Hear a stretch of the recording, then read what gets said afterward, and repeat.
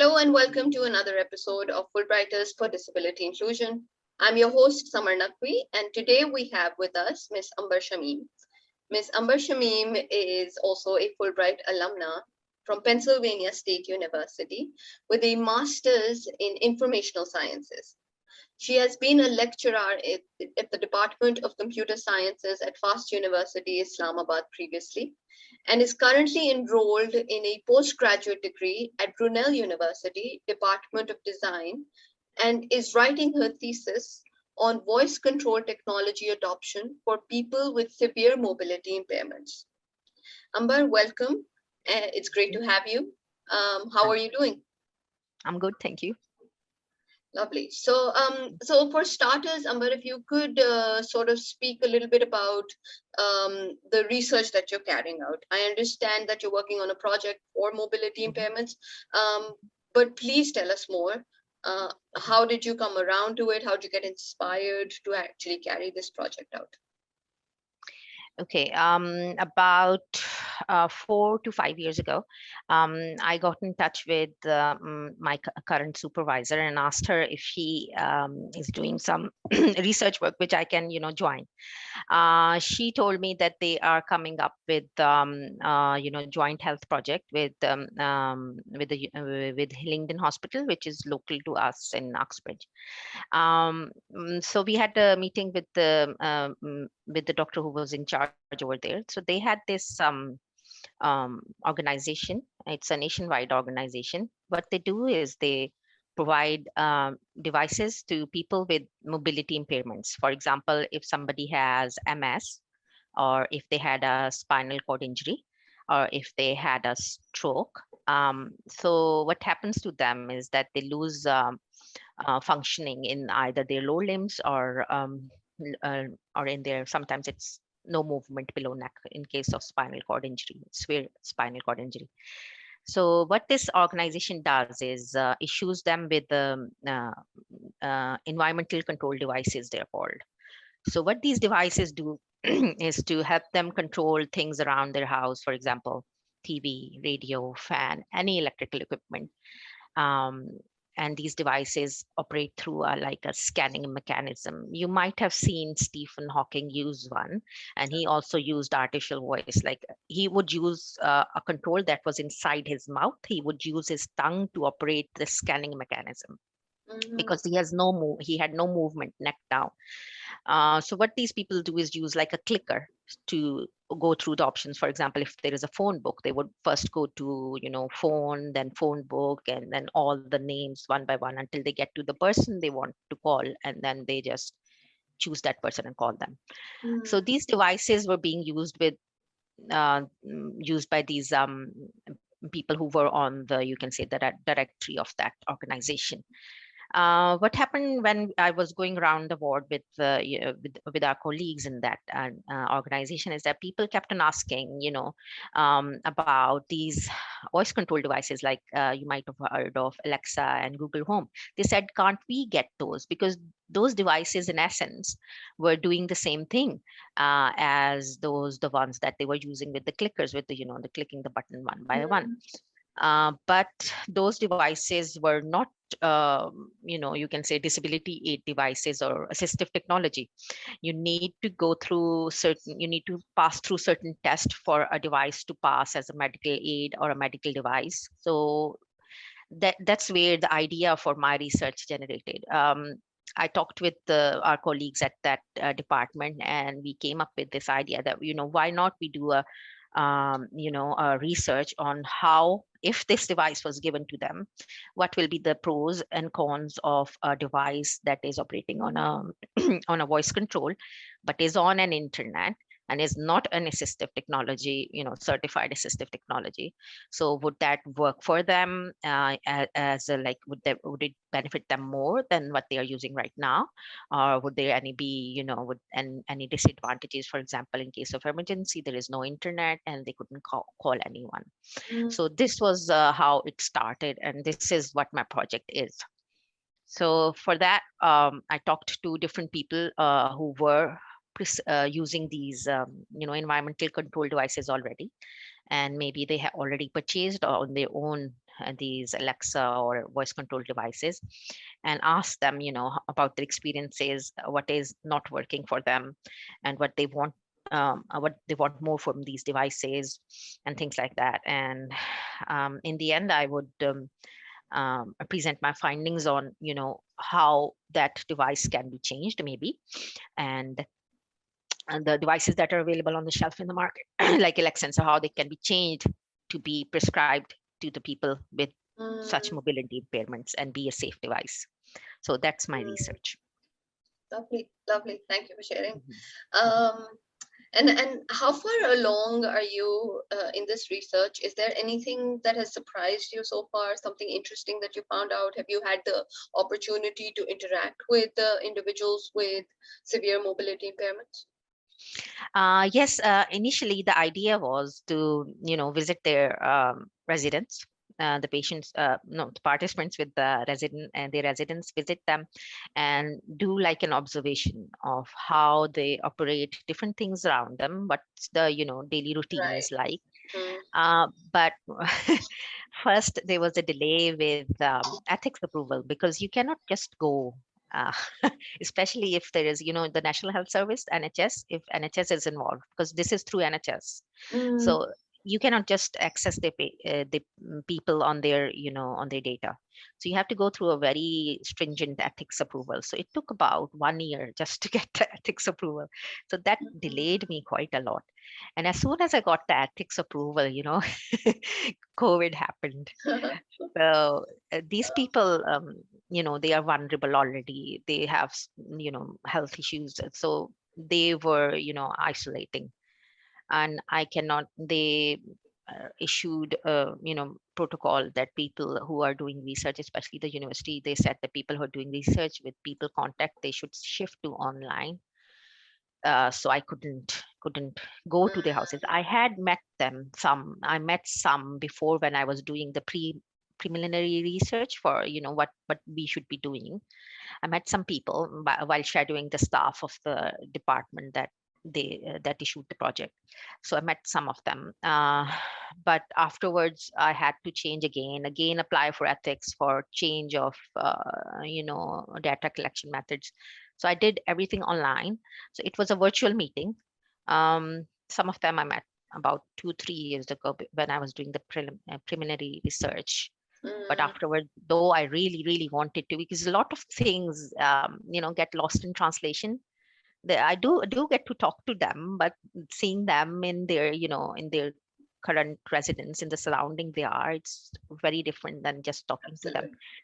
So yeah, so that was one of the thing that kind of took me off guard. Yeah. um, but No, I hear had you. things had to be done somehow. Circumstantial, Yes. circumstantial. What do you do?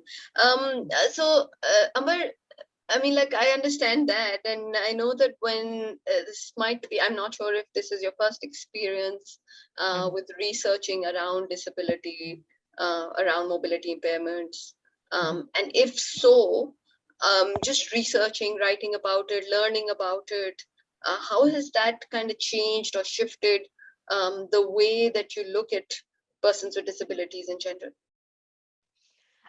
Actually, I had a very close relative who was suffering from one of these neurological ailments, and his diagnosis was when I was back in, I think, metric 10th grade. So Mm, I did not even know what that disease was, and he encouraged me to look it up and, make a website.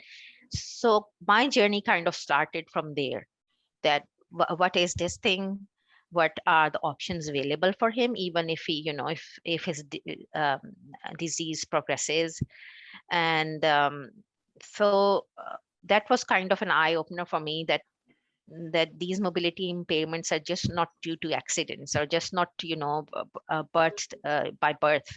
These things can start, any stage in your life, especially these neurological ailments like MS, MD, and other such diseases. And then stroke and spinal cord injuries, just accidental, can happen anytime in your life. And mm, um, given that, I was living in Islamabad. I grew up there. I had access to internet, and I had access to, all those entertainment media and everything, but I had no idea about these things. So that kind of, um, Mm, showed me how not informed we are about these things, and these things are not talked about in our curriculum till 10th grade. No, even after, maybe when, if I was in medicine, then they would have talked about it, obviously. But people who are not in medicine, people who are just till 10th grade, they are doing maths or something, they don't mm, they don't even, they should, I thought that they should be like a section in our social studies. We used to have social studies, about, the ethics of inclusion of people who yeah, have some impairments in your society, but there was nothing. Nobody talks about it, as if yeah, they don't exist. Only thing I would know, some people are maybe, blind. That's, the generic terms we hear, that some people are deaf. I remember reading about Helen Keller. That was all I yeah, think we yeah, ever touched upon anything remotely related to this.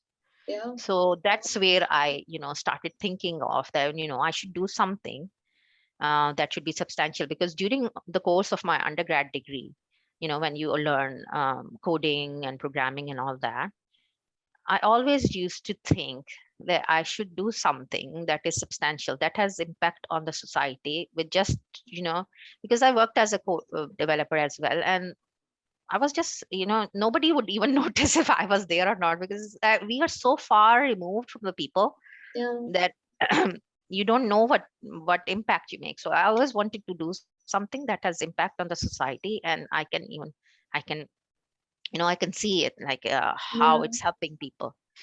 So it was a, you can say, it was not like a straight point that I got here.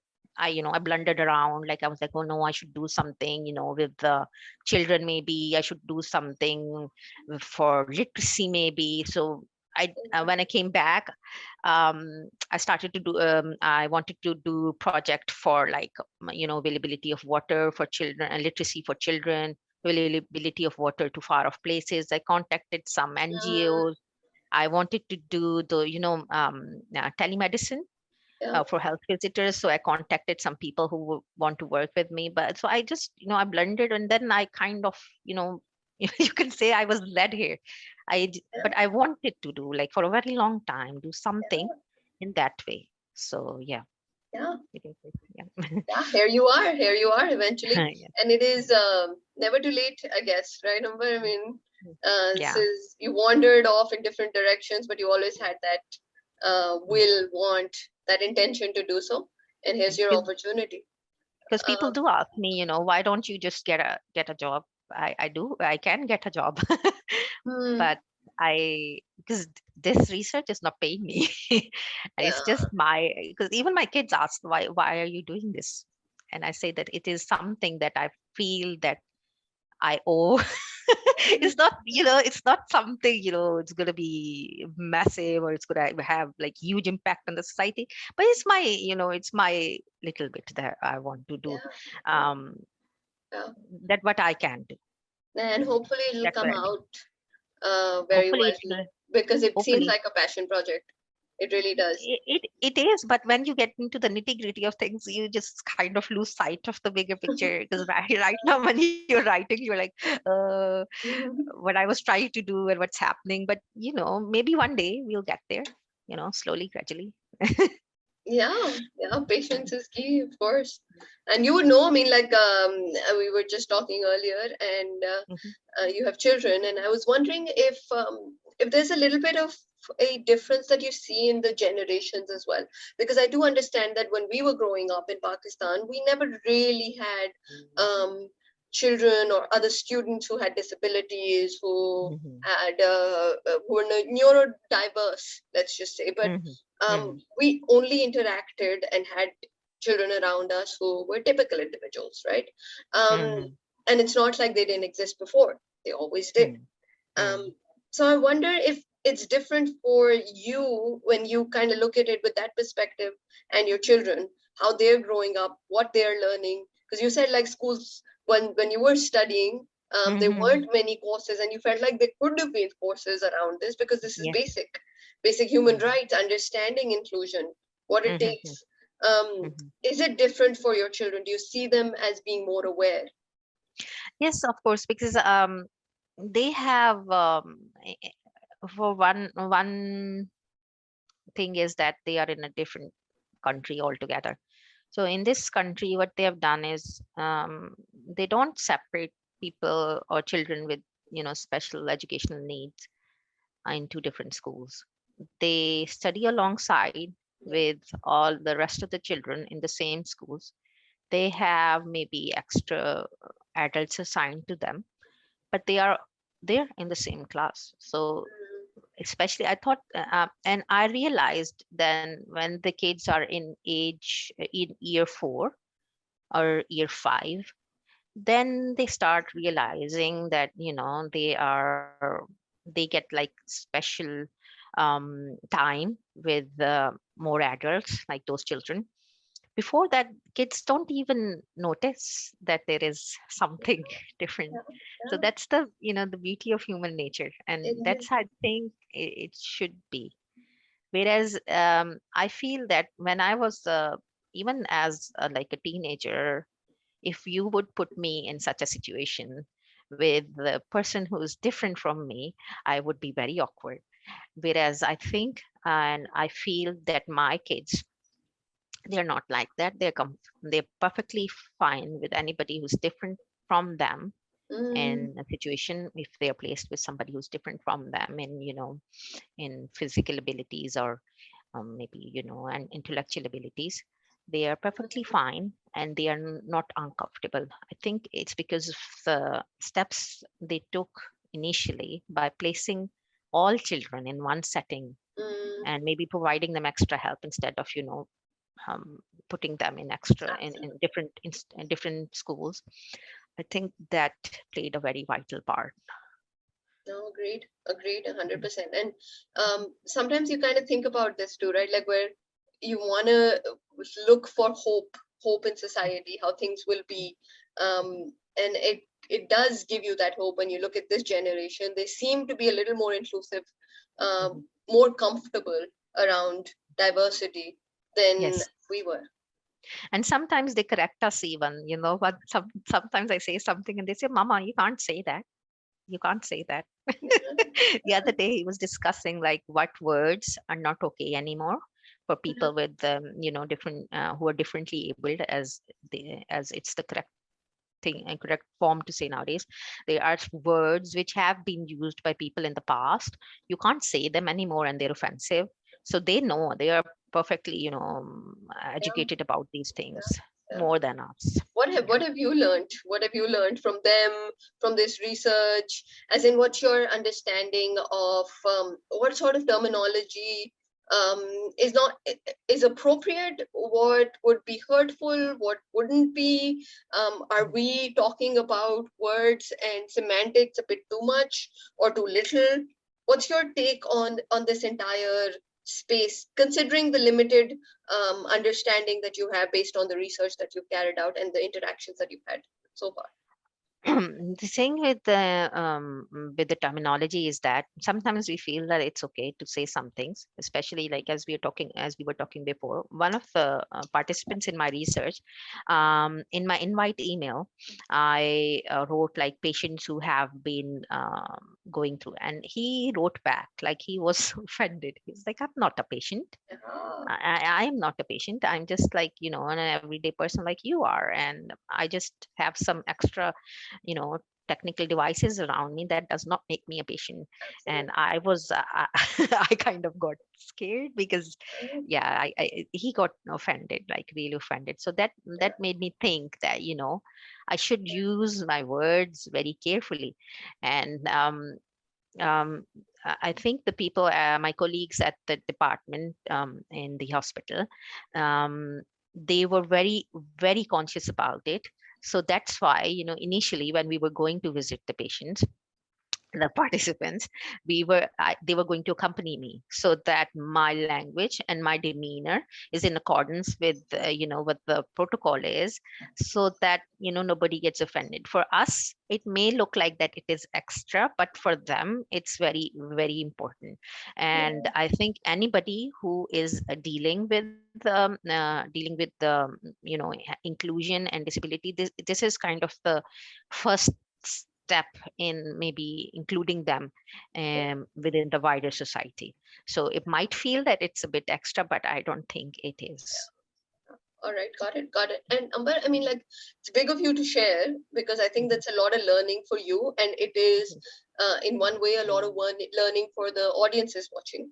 I also have a feeling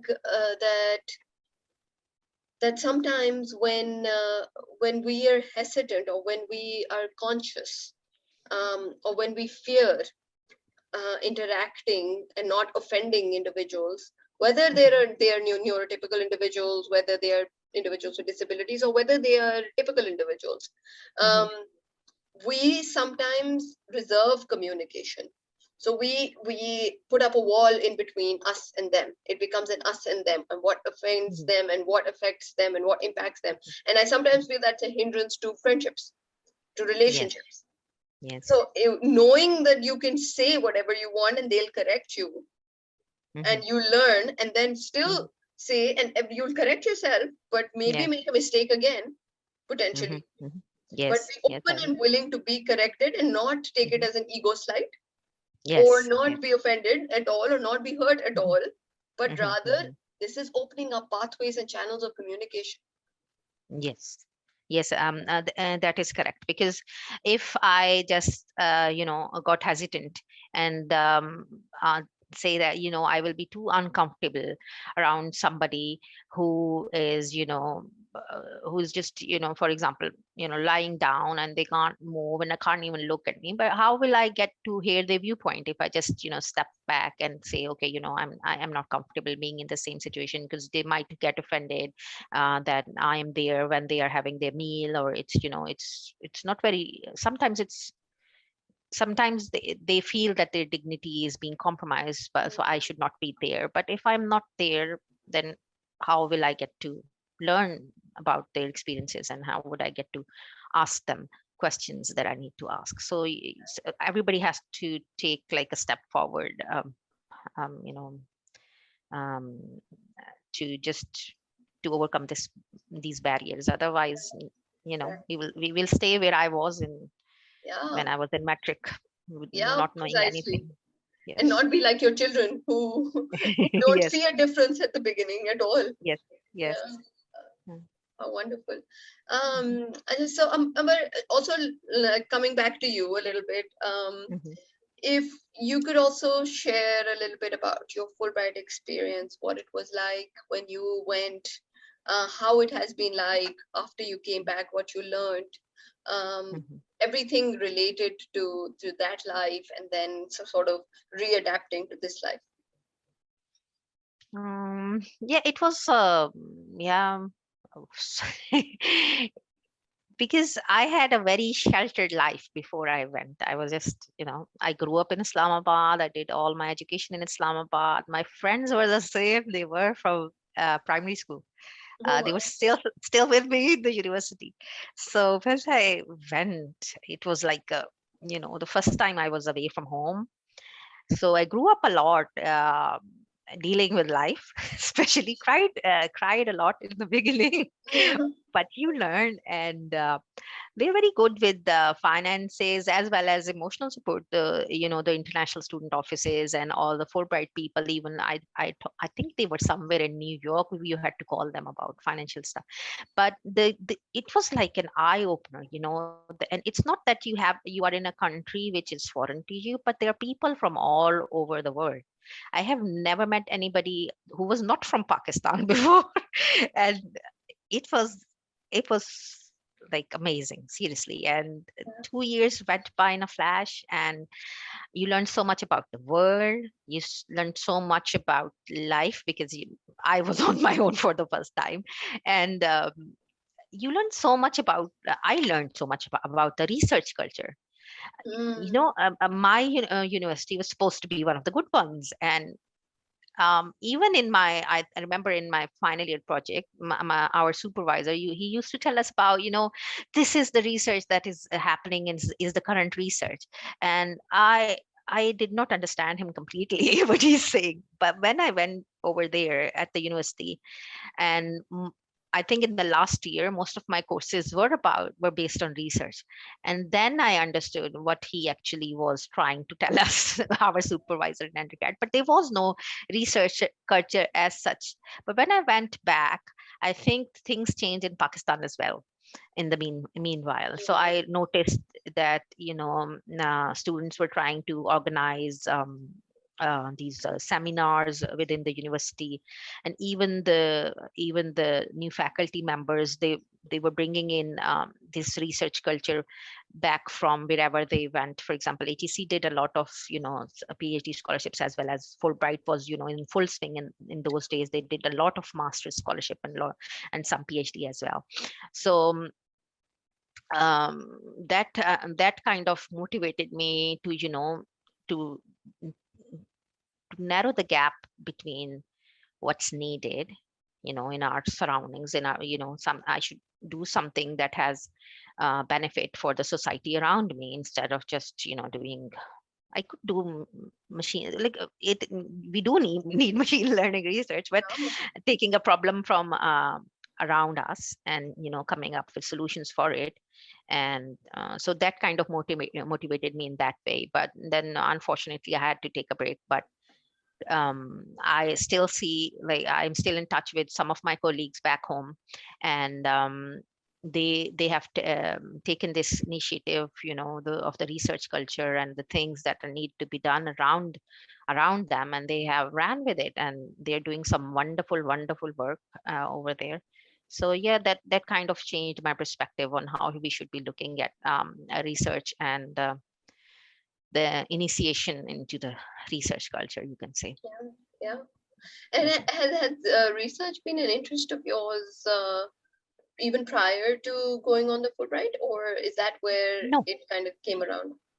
Before going to the Fulbright, the only thing that interested me, because I was thinking of, yes, higher education, postgrad, but I did not want to just start it in wherever I was doing my undergrad, because the thing was that I wanted to study human computer interaction, interdisciplinary course, like that psychology comes in, sociology comes in, and you have your computer science and how people are looking at the software being developed, how it is user friendly, things like that. Those were not being taught back then in Pakistan, and I wanted to study that. And I was like, that's interesting, because they Mm. have they have humans in there, instead of just Mhm. sitting back and dealing with your machines. Um, so that was my interest, Right. Right. and that's what I think emphasized on in my interview and in my research proposal. That's what I want to study. And because of that, when I came back, they introduced the HCI course, and they asked me to, um, they asked me that if I can do help with the um, help with it. I think they started it as soon as I left. They started it, but I did a guest lecture in the HCI course in undergrad in the university that I Right. was teaching. Right. So that was one of the changes, that you can have HCI as an undergrad course in my university, where there was none when when I Mm. left. So that was Mm. one of the changes. Yeah. Wonderful. So Wonderful. mm, Right. So, Amber, before we conclude, I also wanted you to sort of share anything else that you would like to mention, any experience, any incident, any remarks, pearls of wisdom, advice for our audiences watching, and and a message around like what it would take for an inclusive society to be created. I think the first and foremost thing that we all need to do is, just a little bit of kindness goes a long way. Yeah. Goes a long way. So just and we are all in a hurry. I don't know where we want to get to, but just Yeah. take your time and look around you and start with something small, any little thing that you can do. Mm, If we think that, oh, I'm going to change everything, it's not possible. Do right, your bit, be right. kind, take your time and look around you.